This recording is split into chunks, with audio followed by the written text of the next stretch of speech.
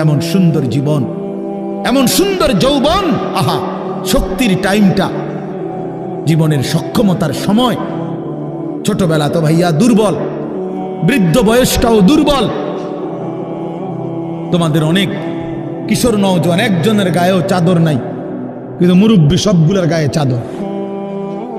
দেখো চাকায়া, এই চাচারা তো আমার সব পরিচিত চাচা।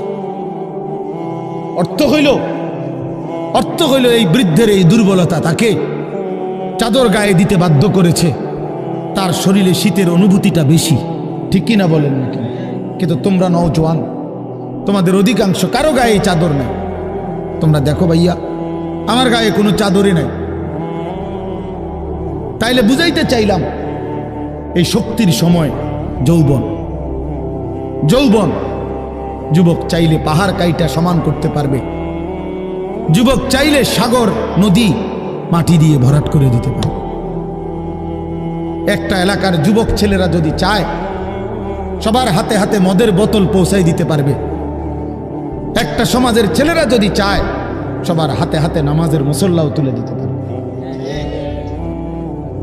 অতএব ছেলেরা, তোমরা যারা যুবক আয়োজন করছো, আমি তোমাদের উৎসাহ দেই, একটু আগাও, এখানে থাইমা যাইও না।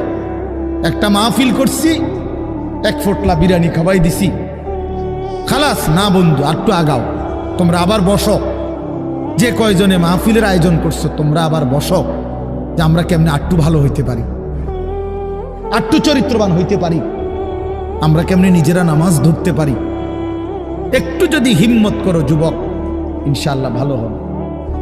শনিবার দিন আমি আমার মাদ্রাসায়, এই শনিবারে সকাল 10টা থেকে বিকাল 4:30 পর্যন্ত, এইবারই প্রথমবার আমি আলাদা 16 বছর থেকে 30 বছরের নিচে যাদের বয়স, এই কিশোর যুবকদের জন্য আলাদা ইসলাহি মজলিসের আয়োজন করছিলাম।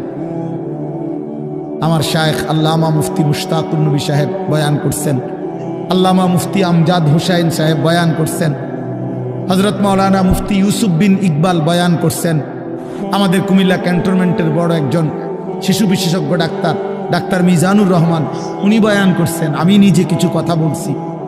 প্রায় 600 ছেলে এন্ট্রিভুক্ত আসছে, এখানে উপস্থিত হয়েছে 600।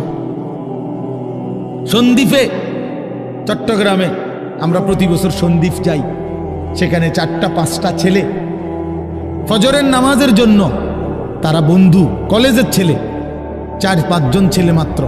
ওরা একদিন সিদ্ধান্ত নিছিল, ওরা সবসময় ফজরের নামাজ পড়তো, তো ওরা একদিন সিদ্ধান্ত নিছে যে